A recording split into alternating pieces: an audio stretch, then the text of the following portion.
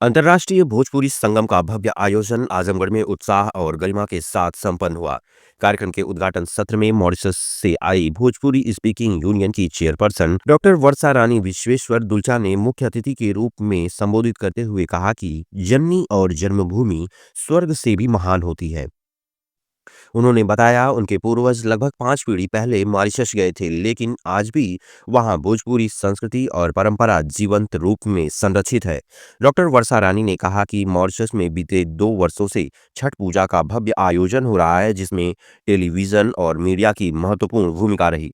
उन्होंने भोजपुरी भाषा को संरचना देने और उसे वैश्विक मान्यता दिलाने की आवश्यकता पर जोर दिया। साथ ही बताया कि मॉरिशस में स्कूलों के पाठ्यक्रम में भोजपुरी को अनिवार्य विषय के रूप में शामिल करने की तैयारी चल रही है, जो भोजपुरी के इतिहास में एक बड़ी उपलब्धि होगी। उन्होंने कहा कि जब तक नई पीढ़ी भोजपुरी से नहीं जुड़ेगी, तब तक भाषा का समुचित विकास संभव नहीं है।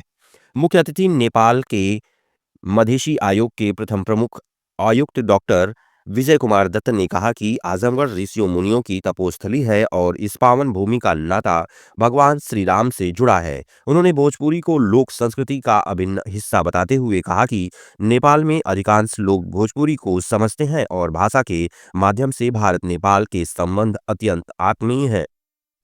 उन्होंने भोजपुरी को संविधान की 8वीं अनुसूची में शीघ्र शामिल किए जाने की मांग की।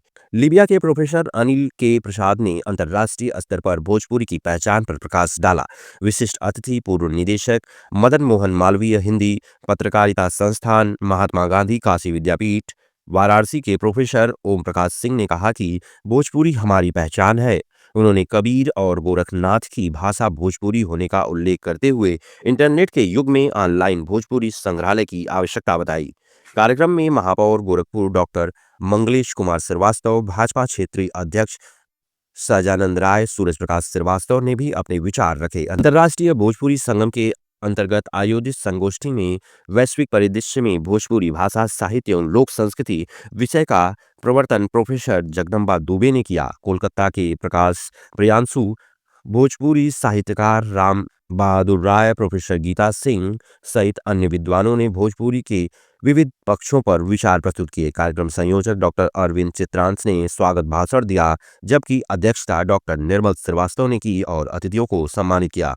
संचालन डॉक्टर ईश्वर चंद्र त्रिपाठी एवं प्रिया तिवारी ने किया। चिल्ड्रन कॉलेज और समीम स्कूल के छात्राओं द्वारा प्रस्तुत लोक नृत्य ने दर्शकों का मन मोह लिया। इस अवसर पर डॉक्टर अरशद, अस्मिता पटेल, डॉक्टर भक्तवत्सल, विजेंद्र सिंह, कृष्ण मोहन त्रिपाठी, डॉक्टर ज्योत्सना प्रसाद, प्रोफेसर अखिलेश चंद्र, पवन कुमार सिंह, अमित वर्मा, डॉक्टर दिग्विजय सिंह राठौर, प्रवीण सिंह, नैनो शुक्ला, त्रिपुरारी मिश्रा, वंदना श्रीवास्तव, पवन उपाध्याय, सारिका श्रीवास्तव, राजेश श्रीवास्तव सहित देश विदेश से आए बड़ी संख्या में भोजपुरी प्रेमी उपस्थित रहे। अरविंद श्रीवास्तव चित्रांशबा, पिछले 30 वर्ष से हम अंतर्राष्ट्रीय भोजपुरी सम्मेलन करत बानी। अंतर्राष्ट्रीय भोजपुरी संगम भारत 2025 होत बा। आज 22 दिसंबर 2025 के एमे देश विदेश से जुटारो आयल बाने। हमारे एक लड़ाई 30 साल से चलत बा। हमारा आंदोलन है अश्लीलता के खिलाफ कानून बने और भोजपुरी को 8वीं अनुसूची में मान्यता दी जाए, क्योंकि बिना मान्यता देहले, बिना मान्यता मेहले हमार भाषा भोजपुरी मान्यता प्राप्त नेपाल में बा। वहां के लोग विद्वान साहित्यकार आयल बने। हमार भाषा भोजपुरी पूर्वांचल का पहचान, पूर्वांचल का गरिमा और मान्यता प्राप्त मॉरिशस में बा। वहां के चेयरपर्सन आयल बानी। एक पत्रकार महोदय उनसे पूछने की का बात हो कि ना मिलत है, तो वो कहनी कि ई भारत का समस्या बा ना, मॉरिशस में तो मान्यता प्राप्त हो, वहाँ एकेडमी है, साहित्य अध्यक्ष है। तो इतना बढ़िया कार्यक्रम कब सम्मेलन आपके देखे के मिली, लोक नृत्य देखे के मिली, भोजपुरी भाषा, साहित्य, कला, संस्कृति का संपूर्ण पहचान। कई सत्र में कार्यक्रम हो? 4 सत्र में कार्यक्रम हुई। पहला सत्र उद्घाटन, दूसरा सत्र लोक गीत, नृत्य, सांस्कृतिक कार्यक्रम, फिर सम्मान समारोह, फिर भोजपुरी भाषा पे अंतर्राष्ट्रीय संगोष्ठी का आयोजन किया गया है। अंतर्राष्ट्रीय जिसमें शोधार्थी शोध पत्र देवल जाई उन्होंने के सम्मान में वो लोग आयल बाने। एक विषय पर बात हुई कि वैश्विक स्तर पे भोजपुरी भाषा, संस्कृति और कला का पहचान कैसे दियावल जाए ताकि एक मान्यता मिले, एक पहचान बने पूरे दुनिया में। 25 करोड़ से ज्यादा पूरा हम लोग फैलल बानी पूरे दुनिया में। हमारी फिजी, सुरीनाम, नेपाल, सारे देश देखल जाए ना, सब लोग आयल है। दुबई दुबई में हमन से बढ़िया कहाँ से आए हो कौन देश विदेश? नेपाल से प्रथम आयुक्त आयल बने मधेसी आयोग के 40 किताब उनकर लिखल बा। वहाँ प्रोटोकॉल है, वहाँ जैसे यहाँ बड़ा सचिव रहे ना वैसे वहाँ रहे ना। मॉरिशस के डॉक्टर वर्षा रानी अंतर्राष्ट्रीय गायिका आयल बानी, जवन वो भोजपुरी स्पीकिंग यूनियन के वहाँ चेयरपर्सन बानी सरकार में। नेपाल के अंतर्राष्ट्रीय गायिका आयल बानी।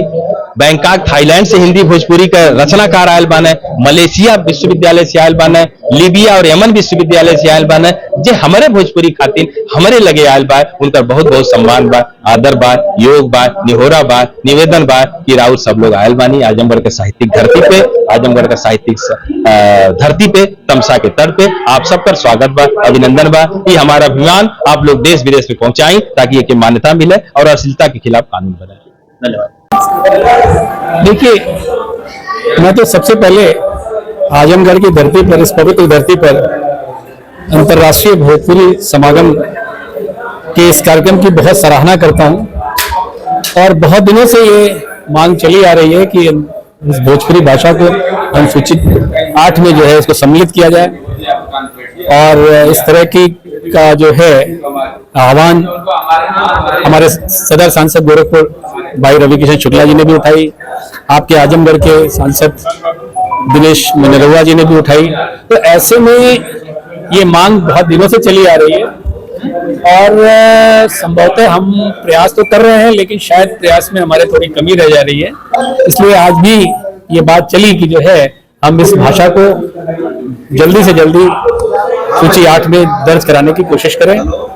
और ये होनी भी चाहिए, क्योंकि ये बहुत बड़ी संख्या है भोजपुरी बोलने वालों की। और केवल भोजपुरी जो है ये बोलने वाले केवल पूर्वांचल तक ही सीमित नहीं है, बल्कि देश और विदेश तक बिखर चुके हैं और हर जगह पे अपना झंडा बुलंद किए हुए हैं। तो ऐसे में मैं समझता हूँ कि आज के समय की बहुत आवश्यकता है और मैं समझता हूँ कि बहुत जल्दी इसे अनुसूची 8 में सम्मिलित किया जाएगा। ठीक।